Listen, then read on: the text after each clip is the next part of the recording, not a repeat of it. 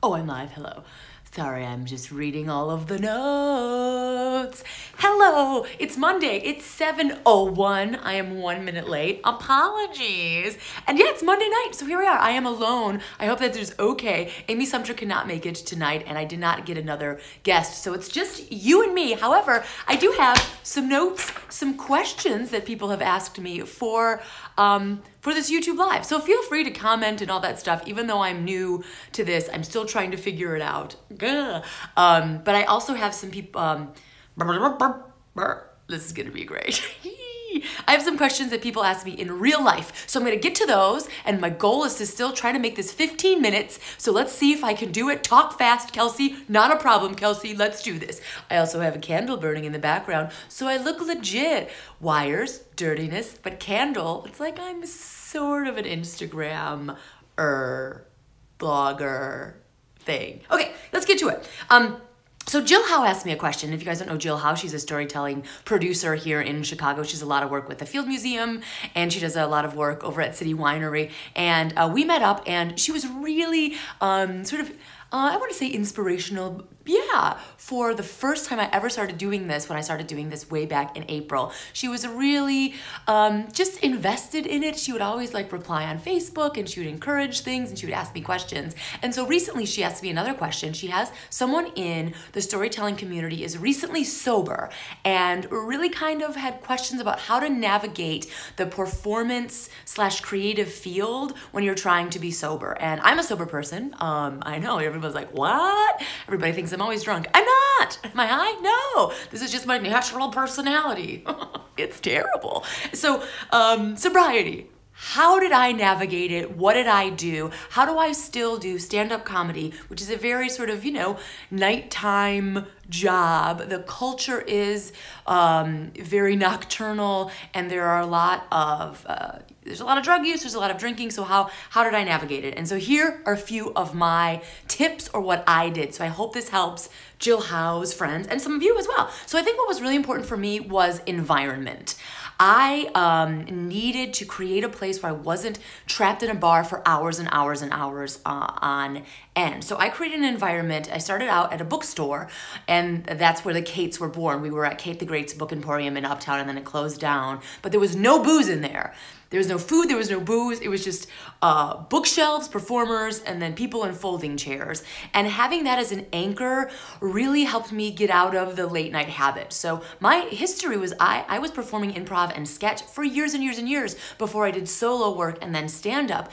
And we drank. I mean, Amy Sumter and I were in a sketch group in which we would write drinking into the script to drink on stage. I also remember doing a one-act play with Kendra Stevens where I drank 2 bottles of Boone's Farm wine on stage. So it was, 1, classy as shit.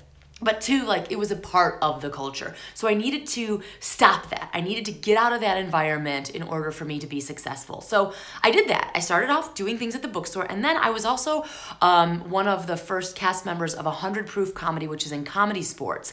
And although there's a bar there, clearly, the stage, the performance area is separate from the bar. So once I found that, I was like, this is my jam. So when I was starting, I created a space in which I knew I could succeed. Now, I think this is great advice, even if you're not a sober person. If you're somebody that feels the environment that you're in is toxic, or maybe you just don't find that you fit in for whatever reason, my advice anywhere, if you want to do comedy, is to create your own space. Yes, it is important to network. Yes, it is important to go to open mics, but it's also important to have an anchor for you to succeed. So if you feel you're not getting booked, make a space. Make a space that's right for you and whatever your voice is. I know people have done shows in comic book stores, in sex shops, in their houses, anywhere. Just find a space anywhere. And if you're from a smaller town, like Chicago's a pretty big city, so there's a lot of places everywhere. In fact, it's very oversaturated. If you're in a smaller town, you might not know that you can just ask a business owner, ask a space, if you can create something there, see how it goes. And if you feel that vibe of that space, stick with it. Stick with it because it helped me find my voice. So environment is important. I also think, group of people is important because I think they're a part of the environment. So again, when I was newly sober, I was involved with with bookstores, obviously, but also with all female groups because I felt more confident. I felt like that energized me, and that really gave me the strength to carry on, and I could talk to people about these kind of issues I was having. So I did things like Yes the Case, but also like Beast Women, yeah, things like that. So that really helped me out. Surrounding yourself with an environment and surrounding yourself with supportive people. What else? Ritual. Oh, yeah. Third thing, ritual. So what helped me is, hey, hello. Oh my gosh, Onicia chose me over Wendy Williams. My heart is exploding right now. Oh my gosh. So ritual, which is just like Mondays, 7 a.m., 7 p.m. doing this.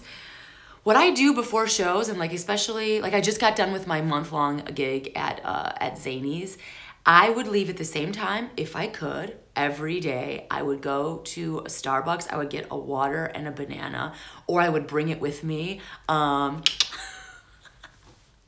it really kind of helped me out. I see that Boone's Farm hashtag. I see you. I'm trying to like stay with my frame of thought and also answer people this YouTube live. There's a lot of multitasking going on. Yeah, so ritual was really important for me, still is, you know, and it rides that line of like, because here's the thing with ritual, like I don't want it to just become a replacement bad habit, because sometimes if I don't do the ritual, like for example, one time I didn't put on the right chapstick and I felt like I had a bad set. So I don't want the ritual to like harm me, but sometimes the ritual before and after a show calms me down and I don't have that nervous energy to constantly drink. One of my rituals is to drink water. So I just have sort of nervous energy, you know, I'm like on fire all the time. I'm always moving, I'm always shaking. So if I have water with me, I don't need I don't have the urge now to put booze down my throat. I have the water. So, and I drink a lot, so I have to pee a lot during the show, but that's the risk you take. And rituals after a show I think are really important as well, like cooling down. And I think, again, this is advice even if you're not dealing with addiction issues, is I have a lot of, you know, students of mine and other comics have rituals when they go after a show. One, it's late at night. Two, you're usually jacked up on adrenaline if it's a good set. If it's a bad set, you want to feel bad for yourself. So how do you cool down after a show? And I really think that's something to think about in your process if you're starting, or even if you're in the middle of comedy, you never thought about it. Because for me, that's when I would drink. Yes, I wrote it into the show, but then afterwards you're like, whew, either I feel bad or I just want to like numb myself or just want like the party to never end. And that's when I would drink. So for me, it's like walking to walking to public transportation since I don't have a car, that helps me cool down. Being physically like active afterwards. Now, sometimes people think this isn't smart because I'm walking late at night, but you know what? I have a mean face. I know it doesn't look like it, but I have a street walking face, and I do it, you know, maybe that's not safe, but I do sometimes walking after a show, or if it's really, really super late at night and I'm sleepy, I'll get home and I have some like meditation things that I listen to, but I still sometimes have to be active. I have to shake it out. Sometimes I'll sleep on the couch and just kick my legs. I know that seems weird. I'm just like, but I do have to do something physically afterwards. I also listen to and watch ASMR videos on YouTube to calm me down after a show instead of having shots or anything like that. And I know ASMR is weird for some people, but I really super dig it. The other thing that it's not for me, it did not help me, but I know it has helped so many people, is the program. Obviously, AA, find a meeting, find a sponsor. That has helped so many people that I know.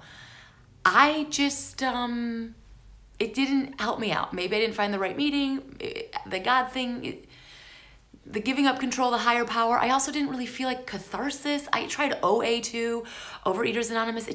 It bummed me out. I'm somebody who, it just didn't work for me. But that, if that works for you, go for it. Like I said, I mean, that should have saved some of my friends' lives. So there's no shame in that. And I feel like you're not alone, especially in the comedy world. There are a lot of people, you know, a lot of addiction issues, a lot of depression, a lot of anxiety. So go out, take care of yourself. That's another thing. I think that's my final thing, is take care of yourself. And if you find your current circle of comedy comrades are toxics, Toxic, just like any other friendship, you need to get out. You know, I feel like there's a lot of people in the comedy world who stick together with friends who are maybe unhealthily competitive, who put you down, who are not giving you, positive notes and feedback, who don't want you to grow, who want to hold you back because of their own insecurities. Get rid of those people. Get rid of those people. There are plenty of other people who want you to succeed, who are not threatened by any kind of success or happiness. So if you feel like you're in a circle of friends or going to shows that make you feel that way, get out. Get out, get out, get out. There are plenty of us who want you to succeed here that are not going to put up with that jargon. So I hope that helped. So environment, people, ritual, the program if necessary, and getting out of that toxic world. Oh, the cool down, right? Oh, I see you, Shay. I see you. Oh no, now you disappeared. I put my glasses away. But yeah, the cool down thing I think is really important. And if you guys have any other tips, because your messages just went away, please put them down in the comments below, because I'm teaching classes again in January, and I know that when I have posted in like the FemCom and the Kate's U and the Comedy Scene Facebook pages, I do think the cool down process is really challenging for people, like how to get out of your head once you're in that light, once that spotlight hits you. How do you then transition back into, just like a healthy world? So yeah, put those comments below. And if you have any other questions, please, please, please let me know. Yeah, I think the final thing I want to say on like the comedy scene, because I've just been hearing, and it's in a lot of the ether as of late, of sort of like the toxic side of the comedy scene, and there's a lot of positivity in the comedy scene too. I think we all need to remember that as well. It's not about the scene, it's about you. It's about you. So if being on Facebook groups and people like chatting comedy, even positive or negative, if that does not help you, disengage in that, because being seen and popular and whatever the comedy scene means to you, it's not about that. It's about you. It's about you finding your voice. It's about you growing. It's about you going out and, exploring what this room is like and what this room is like. And if the scene is bringing you down, just disengage. Find the people that are your anchors and stick with those people. I hope that helps. I have a few other questions that people ask me, but I'm almost already at 13 minutes and I don't know. How do you make money? So I think that's something that I want to talk about. Again, I was at Zany's this month, and Sarah Sherman, also Sarah Squirm, Hell Trap Nightmare Gal, she and I were talking because she's transitioning and has out of a day job, and I have as well. And one of the things she really mentioned was that nobody is talking about in Chicago, like how to make a living when there's no massive industry here. We got those Dick Wolf shows if you're an actor, but like there's no massive writing. There's The Onion. But yeah, Onicia, here you are. Eye contact. Look at myself in the mirror and comb my hair, wash my face. Just being able to make eye contact with yourself. Yeah, eye contact. Yeah, I love that. That's the cool down you need, right? Hi. Yeah. Sometimes you just gotta be like, I'm good enough, I'm smart enough. Oh, Stuart Smalley is ruined now forever. Thanks a lot, Al Franken. But I agree with you, Onicia. I love it. Oh my God, who is this? I love you. Am I saying your name right? Is it Georgiana? No, I'm saying it wrong. I'm so sorry. You are amazing.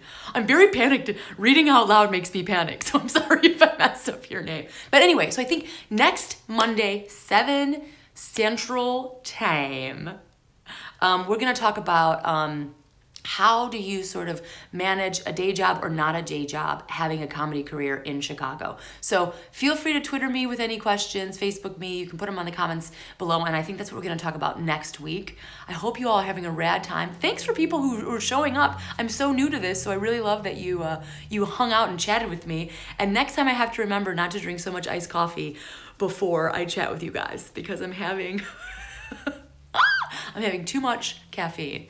Hashtag Boone's Farm. Okay. Probably not the thing I should say when I'm talking about being sober. Okay, bye. I'm gonna do this. X ends it. Oh, this is dope. Shay, why you gotta be so cool? Why you gotta be so cool? All right, I'm leaving. Thank you, thank you, thank you, thank you. I'm sure I want to stop streaming. Done.